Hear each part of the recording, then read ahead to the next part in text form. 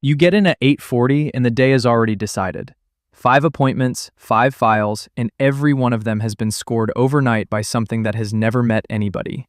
You will spend the next 8 hours delivering answers you did not reach. Here's the first thing to understand about the chair on the other side of this desk. The conversation that happens in it does not determine the outcome. It happened before either of you walked in. The meeting exists for documentation, for signatures, and for the human part of a decision already made. The screen shows a number, a band, and 3 flags. It does not show a face, a reason, or a year. It shows how legible a person is to a system, which is a completely different question from whether they will repay, and the two are correlated, but they are not the same thing. The scoring runs between 1 and 3 in the morning, when nobody is in the building. By the time the cleaners leave, tomorrow is settled. There is something genuinely strange about a workplace where the most consequential work of the day happens while every employee is asleep. 9:10. A married couple, both salaried, 11 years at the same employers, 20% down and a long, clean history. The system approved them at 2 in the morning. You spend 22 minutes with them anyway, and 18 of those minutes are genuinely enjoyable. They thank you at the end, warmly, specifically, as though you had weighed something and found in their favor. You did not. You read out a conclusion and explained a document. Being thanked for a decision you did not make is the strangest recurring feature of this job. Notice what actually made that file easy, because it was not virtue. 2 employers filing paperwork about them every fortnight for 11 years. That is it. Their reliability was not more real than anybody else's. It was simply written down, continuously, by third parties, in a format the system reads. 10:20. A man who has run a roofing business for 9 years. He employs 4 people. He has never missed a payment on anything in his life, and his file scores badly enough that the system has already declined him before he takes off his jacket. He has brought a folder, photographs of finished roofs, 2 letters from long-standing clients, and a handwritten list of every job completed last year. None of it can be entered anywhere. There is no field on any screen in this building that accepts a photograph of good work. His income is real, and it is lumpy. Big months, thin months, deposits from 11 different clients, and a tax picture built by his own accountant rather than by an employer filing on his behalf. Nothing about this is suspicious. It is simply harder to read, and harder to read scores lower. So you ask him to explain 3 deposits. He explains them easily and slightly stiffly. Being asked to justify your own money in a small room does something to a person. You have watched it do that something roughly 400 times, and it never stops being uncomfortable. He hears an accusation. You are not making one, and the form does not care what either of you intends. There is a box that must be filled, and the only way to fill it is to ask a man who has never taken anything from anybody to account for his own bank statement. You have exactly 3 levers, and they are worth naming. You can request additional documentation, you can escalate to a manual review, and you can, twice a quarter, attach a written exception recommendation. That is the whole extent of your discretion, and it is smaller than everybody assumes. You spend 1 on him, manual review, with a note about 9 years of trading and 4 employees. It takes you 40 minutes to write properly, it has maybe a 1 in 3 chance, and you do not tell him that, because a 1 in 3 that he knows about is a cruelty. 11:45. A woman in her 30s, 2 children, 11 years of steady work in care homes. She has never borrowed anything. No card, no finance, no history at all. The system does not read that as caution, it reads it as an absence of information. And absence scores like risk. She has paid rent on time for 11 years, which is a larger and more consistent obligation than the loan she is asking for. Almost none of that appears anywhere in the file. The single most reliable evidence of her behavior is the one thing the system was never built to collect. This is one of the genuinely perverse features of the whole arrangement, and everybody inside it knows. A person who has never needed credit is harder to lend to than a person who has borrowed repeatedly and repaid slowly. The system rewards a demonstrated relationship with debt, not an absence of need. You cannot approve it and you can tell her the truth, which is more useful than sympathy. You explain what a file is made of, which 12 months of activity would change it, and exactly which small, ordinary thing to do first. She writes it down. Nobody has ever explained this to her. That conversation takes 9 minutes, and it is worth more to her than the loan would have been this year. Almost nobody is ever told how the scoring works, and the people least likely to be told are precisely the people it treats worst. The gap is information, not intelligence. 130. A man rebuilding after a business failure 6 years ago. Everything since has been clean.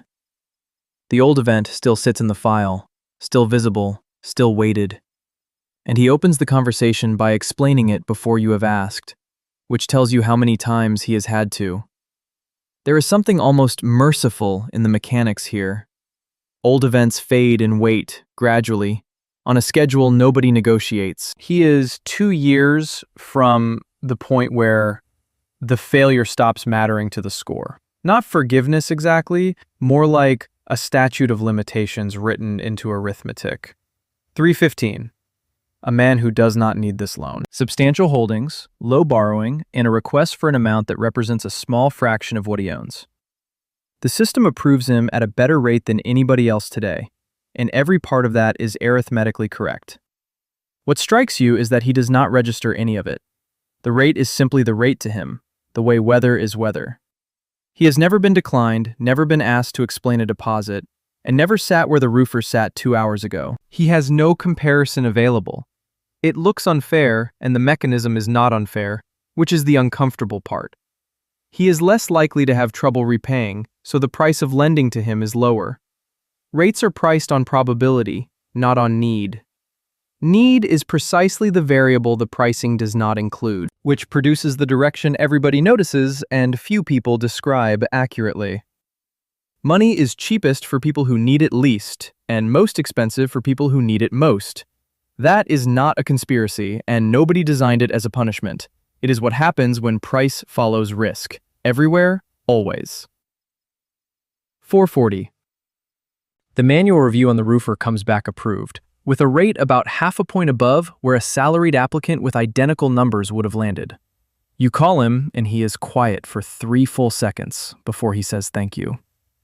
That half point is the price of being self-employed, and it is not a penalty anybody imposed on him personally. It is the cost of being harder to read, spread across 9 years of payments. Illegibility has a rate, and the people who pay it are frequently the most independent workers. 510, and you think about the one from Tuesday. A file you escalated that came back declined, correctly by every rule in the building. He needed $11,000 to keep 4 people employed. You know from a local supplier that 2 of those people are no longer employed. That decision was correct, and it was also wrong, and you have stopped trying to resolve those 2 into one thing. The rules are not stupid. They exist because unpriced risk eventually hurts far more people than any single decline does. Both of those statements stay true at the same time. There is wording you are required to use when declining, and it is deliberately non-specific. You have read it several thousand times. Every time you watch a person try to extract a reason from a sentence that was carefully constructed to contain none, and you cannot help them do it. Here is what the job actually is. You are the visible surface of a decision made by a model, a policy committee, and a regulatory framework, none of which will ever sit in this room. When somebody is declined, they do not remember any of those. They remember your face. So in 4 stories told at 4 kitchen tables tonight, you are the villain. A man in a decent shirt who looked at a screen and said no. That version is emotionally accurate and factually wrong, and you have long since stopped trying to correct it in anybody. If anybody asked you, and nobody does, you would change one thing. Not the rules, the explanation. Every decline should arrive with the specific reason and the specific 12-month path out of it, in plain language. That costs almost nothing, and it would change a great deal. It does not happen for reasons that are boring rather than sinister. A specific reason is a legal exposure. A specific path is close to advice. So the letters stay vague. And vagueness is read as contempt by every person who receives one, which is a completely reasonable reading. 530. Tomorrow's 5 files land in the queue, and you do not open them. Opening them means knowing the answers before you have met anybody. Carrying that knowledge overnight makes the mornings worse than they need to be, so you leave it where it is. 11 years of this has taught you one thing that has nothing to do with lending. Systems do not have intentions, and they still produce outcomes that look exactly like intentions. Attributing malice to arithmetic is comforting, and it is a mistake, and it stops people from fixing anything. Almost everything that decides your price is set in the 12 months before you ask. Not your character, not your plans, and not how well the meeting goes. 12 months of ordinary recorded behavior, already complete by the time you book an appointment, and completely unchangeable in the room. When friends ask what to do before applying for anything, you give 3 plain answers. Be boring for 12 months before you ask. Be legible, which means make your income easy for a stranger to read, and ask before you need it, because need is the one thing that raises your price. That third one is the whole game, and almost nobody follows it. The best moment to arrange credit is the moment you can most easily prove you do not require it. Urgency is visible in a file. It always prices badly, and it arrives at exactly the moment you have no alternatives. 2 years on, the roofer has 6 employees and a second van. You see it parked outside a hardware store, and you feel something you are careful not to overstate. You did not decide that. You wrote 40 minutes of a note that gave a machine a reason to look twice. You get 2 exception recommendations a quarter, 8 a year. Across 11 years, that is 88 people you were able to look at properly, out of many thousands you processed. That ratio is the honest description of how much discretion exists in this chair. In your bottom drawer, there are 9 letters from people you approved, sent over 11 years. You have never mentioned them to anybody at work. You are aware that keeping them is partly a way of balancing something, and you are aware that 9 is a very small number. So if you want to know who decided, the honest answer is nobody in the room. A model trained on outcomes, a policy set 2 floors up, a regulator 3 cities away, and 11 years of aggregate behavior by people who have never met you. Then a man in a decent shirt reads it out. The part nobody believes is that the man in the shirt often agrees with them. He can see the roofer employs 4 people. He can see the woman has never missed anything in 11 years. Agreeing changes nothing, and being unable to act on your own judgment has its own quiet cost. You have thought about leaving 4 times. You stay because 88 is not nothing, and because the person who replaces you might not write 40-minute notes. That is a thin justification, and you know it. It is also the only honest one you have found in 11 years. Every morning, the queue tells you the same story about the country. The salaried are legible and cheap. The self-employed are real and expensive. The careful are invisible. The wealthy are effortless. Nothing about that ordering has changed in 11 years, and none of it was decided in this building. So that is the chair. You do not decide, you deliver. You hold 3 levers and spend 2 a quarter. You are thanked for approvals you did not grant and blamed for declines you did not choose. And every morning at 8:40, 5 more answers are already waiting. One thing has genuinely improved. More of the decision is now explainable internally than it was a decade ago, and a few categories of judgment have been written down rather than left to whoever was on the desk. That is real progress, and almost nobody outside the building can see it. So the next time you walk into one of these rooms, know what you are walking into. The answer arrived overnight. The meeting is documentation. The 3 things that move your price are legibility, timing, and 12 boring months. Which of those 3 could you have started a year ago?